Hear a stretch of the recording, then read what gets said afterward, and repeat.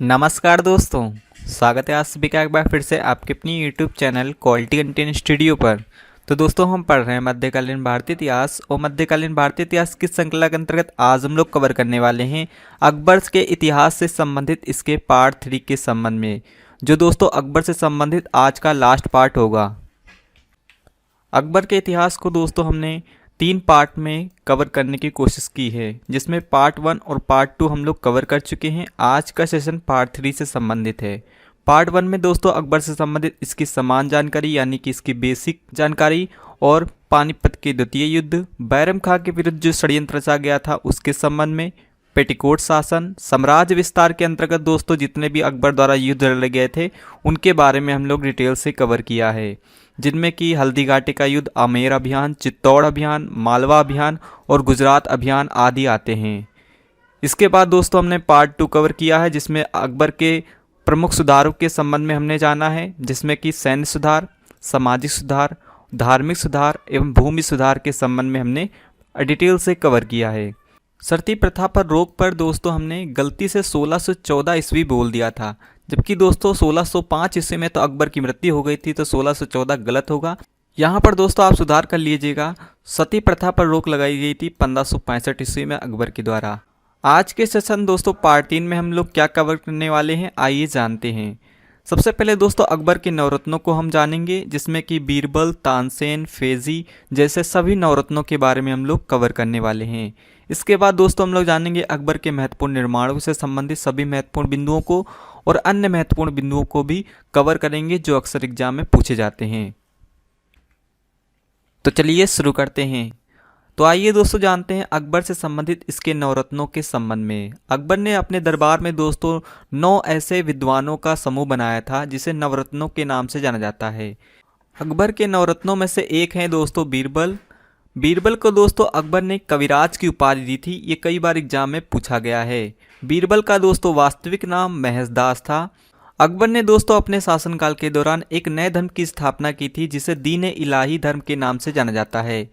इस धर्म को स्वीकार करने वाला दोस्तों एकमात्र हिंदू था बीरबल। तो ये कई बार एग्जाम में पूछा गया है कि दीन इलाही धर्म को स्वीकार करने वाला एकमात्र हिंदू कौन था, तो दोस्तों वो था बीरबल।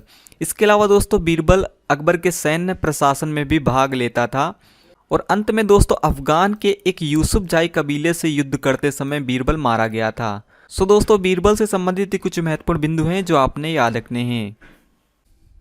इसी क्रम में दोस्तों आइए जानते हैं अगले नवरत्नों में से एक तानसेन के संबंध में। तानसेन दोस्तों अकबर का प्रमुख संगीतकार था और संगीत में दोस्तों ये इतने माहिर थे कि इन्हें संगीत सम्राट के नाम से भी जाना जाता है। तानसेन का दोस्तों वास्तविक नाम रामतनु पांडे था, जो कई बार एग्जाम में भी पूछा गया है। इसके अलावा दोस्तों अकबर ने तानसेन को एक उपाधि दी थी, ये भी कई बार एग्जाम में पूछी गई है। ये उपाधि है दोस्तों कंठाभरण वासी विलास की। तो कंठाभरण वासी विलास की उपाधि किससे दी गई थी, तो तानसेन को। किसने दी थी, तो अकबर ने। तानसेन के दोस्तों गुरु हरिदास थे। तानसेन नए नए रागों की रचना के लिए भी प्रसिद्ध थे, यानी कि नए नए राग बनाने में दोस्तों तानसेन काफ़ी माहिर थे। तानसेन का दोस्तों मकबरा मध्य प्रदेश के ग्वालियर में स्थित है। ये भी कई बार एग्जाम में पूछा गया है कि तानसेन का मकबरा दोस्तों कहाँ स्थित है, तो ग्वालियर में, और ग्वालियर मध्य प्रदेश में पड़ता है। तो दोस्तों ये कुछ पॉइंट है तानसेन से संबंधित जो आपको याद रखने हैं। इसी क्रम में दोस्तों आइए जानते हैं अबुल फजल के संबंध में। ये भी दोस्तों अकबर के नवरत्नों में से एक हैं। ये दोस्तों सूफी शेख मुबारक के पुत्र माने जाते हैं, जो दोस्तों एक इतिहासकार होने के साथ साथ साहित्यकार और एक बहुत अच्छे विद्वान भी थे। अबुल फजल ने दोस्तों अकबर की जीवन कथा, जिसे अकबर नामा के नाम से जाना जाता है, उसकी रचना की है और इसी के तीसरे खंड को माना जाता है आईने अकबरी के नाम से। इसकी भी रचना दोस्तों अबुल फजल ने की है। अबुल फजल की दोस्तों हत्या 1602 ईस्वी में अकबर के पुत्र सलीम के आदेश पर वीर सिंह बुंदेला ने की थी। तो दोस्तों ये भी कई बार एग्जाम में पूछा गया कि अबुल फजल की हत्या किसने की थी, तो सलीम के आदेश पर वीर सिंह बुंदेला ने की थी। इसी क्रम में दोस्तों आइए जानते हैं फैजी के संबंध में। फैजी दोस्तों अबुल फजल के भाई थे और इनको दोस्तों अकबर ने अपने राजकवि का दर्जा दिया था। फैजी के निर्देशन पर दोस्तों महाभारत का फारसी में अनुवाद किया गया था। लेकिन दोस्तों महाभारत का फारसी अनुवाद किसने किया था, तो वो किया था बदायूनी ने। किसके निर्देश पर, तो फैजी के निर्देश पर। तो यहाँ पर 2 पॉइंट दोस्तों आपको याद रखना है कि महाभारत का अनुवाद किसके निर्देशन पर किया गया था, तो फैजी के निर्देशन पर। और किसने किया था, तो बदायूनी ने। महाभारत का फारसी अनुवाद दोस्तों बदायूनी ने किया था, जो किस नाम से जाना जाता है, तो रमजनामा के नाम से जाना जाता है। तो महाभारत का फारसी अनुवाद दोस्तों रमजनामा के नाम से जाना जाता है, ये भी पॉइंट आपको याद रखना है। महाभारत के अलावा दोस्तों रामायण का भी फारसी अनुवाद बदायूनी इतिहासकार हैं, उन्होंने ही किया है। तो रामायण का फारसी अनुवाद और महाभारत का फारसी अनुवाद दोनों का अनुवाद दोस्तों बदायूनी इतिहासकार ने किया है। चलिए अब आइए दोस्तों हम जानते हैं अगले नवरत्नों में से एक अब्दुल रहीम खान खाना के संबंध में। अब्दुल रहीम खान खाना दोस्तों अकबर के संरक्षक बैरम खां के पुत्र माने जाते हैं, जो दोस्तों अकबर के दरबार में गज़ल एवं दोहों के लिए काफ़ी मशहूर थे। तो गज़ल एवं दोहों के लिए कौन मशहूर था अकबर के प्रशासन में, तो अब्दुल रहीम खान खाना। इसके अलावा दोस्तों वे कवि एवं इतिहासकार भी थे। अब्दुल रहीम खान खाना ने दोस्तों बाबरनामा का तुर्की भाषा से फारसी भाषा में अनुवाद किया था। तो दोस्तों बाबरनामा जो बाबर ने खुद लिखी थी वो किस भाषा में लिखी गई थी, तो तुर्की भाषा में। लेकिन दोस्तों इसका फारसी भाषा में अनुवाद किसने किया था, तो वो किया था दोस्तों अब्दुल रहीम खान खाना ने, जो बैरम खां के पुत्र थे। अब्दुल रहीम खान खाना का दोस्तों वास्तविक नाम अब्दुल रहीम था। बाद में दोस्तों अकबर ने इन्हें खान खाना की उपाधि दी थी, तब से दोस्तों अब्दुल रहीम को अब्दुल रहीम खान खाना के नाम से जाना जाने लगा। चलिए अब आई दोस्तों हम जानते हैं मान सिंह के संबंध में, जो अकबर के नवरत्नों में से एक हैं, जो दोस्तों अकबर के एक कुशल एवं साहसी सेनापति थे। अकबर ने दोस्तों मान सिंह को मिर्ज़ा राजा की उपाधि प्रदान की थी।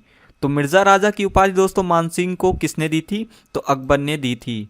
मान सिंह ने दोस्तों हल्दी घाटी के युद्ध में जो हुआ था 1576 ईस्वी में, इसमें दोस्तों विजय प्राप्त की थी। इसी क्रम में दोस्तों आइए जानते हैं अकबर के नवरत्नों में से एक टोडरमल के संबंध में। टोडरमल दोस्तों अकबर के एक प्रसिद्ध वित्त मंत्री एवं राजस्व विभाग के संचालक माने जाते हैं। इन्होंने दोस्तों जाप्ती एवं दहसाला बंदोबस्त की स्थापना की थी, जिसमें दोस्तों दहसाला बंदोबस्त की स्थापना कब की थी, ये कई बार एग्जाम में पूछा गया है। तो दहसाला बंदोबस्त की स्थापना दोस्तों की थी टोडरमल ने। कब की थी, तो 1580 ईस्वी में। इसी क्रम में दोस्तों आइए जानते हैं मुल्ला दो प्याजा के संबंध में। मुल्ला दो प्याजा भी दोस्तों अकबर के नवरत्नों में से एक हैं, जो अपनी बुद्धिमानी एवं वाक्पटुता के लिए काफ़ी प्रसिद्ध थे। यानी कि दोस्तों ये अपने बोलने के रवैये के लिए काफ़ी प्रसिद्ध थे। इसी क्रम में आइए जानते हैं हकीम हुमाम के संबंध में। ये दोस्तों अकबर के एक विश्वासी मित्र थे, जो दोस्तों रसोई के प्रबंधक के रूप में अकबर के प्रशासन में काम करते थे। तो दोस्तों ये थे अकबर के नवरत्नों के संबंध में कुछ महत्वपूर्ण बिंदु, जो आपको जरूर याद रखने हैं।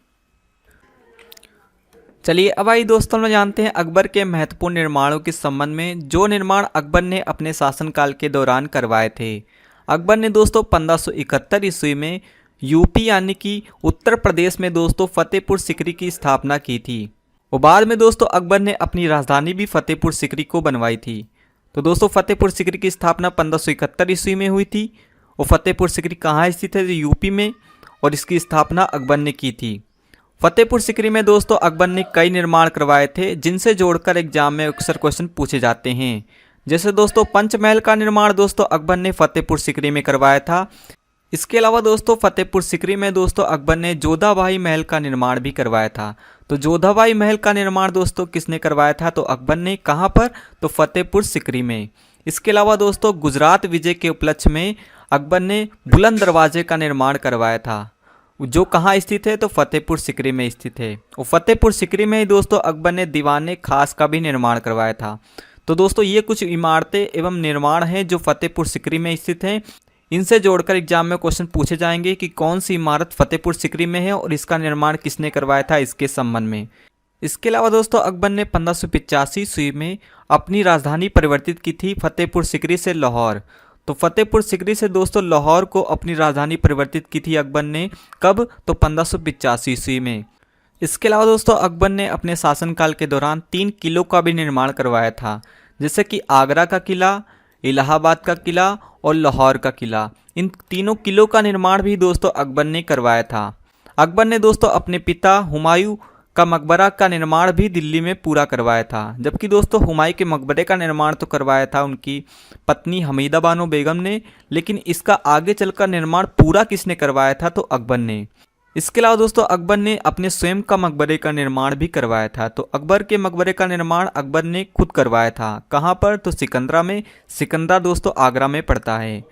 अकबर का मकबरा दोस्तों हिंदू, ईसाई, इस्लामिक, बौद्ध और जैन कला का सर्वोच्च मिश्रण माना जाता है। तो ये कुछ पॉइंट है दोस्तों अकबर के निर्माण से संबंधित जो आपको याद रखने हैं। चलिए अब आइए दोस्तों हम जानते हैं अकबर से संबंधित कुछ अन्य महत्वपूर्ण बिंदुओं के संबंध में जिनसे जोड़कर एग्जाम में क्वेश्चन पूछे जाते हैं। अकबर के दोस्तों दरबारी चित्रकार माने जाते हैं अब्दुल समद, दसवंत और बसावन। तो दोस्तों ये तीन चित्रकार बहुत फेमस हैं जो अकबर के दरबारी चित्रकार माने जाते हैं। इसी तरह दोस्तों अकबर के दरबारी संगीतज्ञ थे बाज बहादुर, तानसेन और बाबा रामदास। इसके अलावा दोस्तों 3 पॉइंट ऐसे हैं जो ब्रिटिश ईस्ट इंडिया कंपनी से संबंधित हैं जो आपको याद रखने हैं। जैसे कि दोस्तों रानी एलिजाबेथ प्रथम किसकी समकालीन थी? तो अकबर की समकालीन थी। ब्रिटिश ईस्ट इंडिया कंपनी का गठन दोस्तों किसके शासनकाल में हुआ था? यानी कि ब्रिटिश ईस्ट इंडिया कंपनी के गठन के समय भारत का बादशाह कौन था? तो दोस्तों वो था अकबर। इसके अलावा दोस्तों अकबर के दरबार में आने वाला पहला अंग्रेज व्यक्ति था रॉल्फ फिंच जो 1588 ईस्वी में भारत आया था। इसके अलावा दोस्तों प्रसिद्ध कवि तुलसीदास भी अकबर के समकालीन माने जाते हैं। अकबर के शासनकाल में ही दोस्तों तुलसीदास जी ने रामचरितमानस की रचना की थी, वो की थी अवधी भाषा में। तो ये भी कई बार एग्जाम में पूछा गया है कि रामचरितमानस की मूल भाषा क्या है? तो अवधी भाषा है। रामायण का अवधी भाषा में अनुवाद किया गया था जिसे रामचरितमानस के नाम से जाना जाता है। किसके शासनकाल में? तो अकबर के शासनकाल में। अकबर ने दोस्तों राम सीता की आकृति से युक्त सिक्के भी जारी किए थे, ये भी पॉइंट आपको याद रखना है। अकबर ने दोस्तों जगत गुरु की उपाधि जैन आचार्य हरि विजय सूरी को दी थी। तो दोस्तों हरि विजय सूरी को कौन सी उपाधि अकबर ने दी थी? तो जगत गुरु की उपाधि दी थी। अकबर ने दोस्तों जरी कलम की उपाधि किसे दी थी? तो जरी कलम की उपाधि दोस्तों अकबर ने मोहम्मद हुसैन को दी थी। तो ये भी पॉइंट आपको याद रखना है। वहाँ पर दोस्तों अकबर दर्शन हेतु अक्सर जाया करते थे। इसके अलावा दोस्तों अकबर ने अमृतसर में स्वर्ण मंदिर के निर्माण हेतु भूमि अनुदान में दी थी। तो ये कुछ पॉइंट है दोस्तों अकबर से संबंधित अन्य महत्वपूर्ण बिंदुओं के संबंध में, ये भी आपको याद रखने हैं। तो दोस्तों आज के लिए इतना ही। आज दोस्तों अकबर का संपूर्ण इतिहास कंप्लीट होता है। अकबर से संबंधित दोस्तों पार्ट 1 और पार्ट 2 आपने नहीं देखा है तो इसका लिंक आपको डिस्क्रिप्शन बॉक्स मिल जाएगा, आप उसे देख सकते हैं। इसके अलावा दोस्तों इस वीडियो कंटेंट की PDF का भी लिंक आपको डिस्क्रिप्शन बॉक्स मिल जाएगा, उसको भी आप डाउनलोड कर सकते हैं। नेक्स्ट वीडियो में दोस्तों इससे संबंधित हम लोग MCQ डिस्कस करेंगे। तो मिलते हैं नेक्स्ट वीडियो में, तब तक take care and good bye.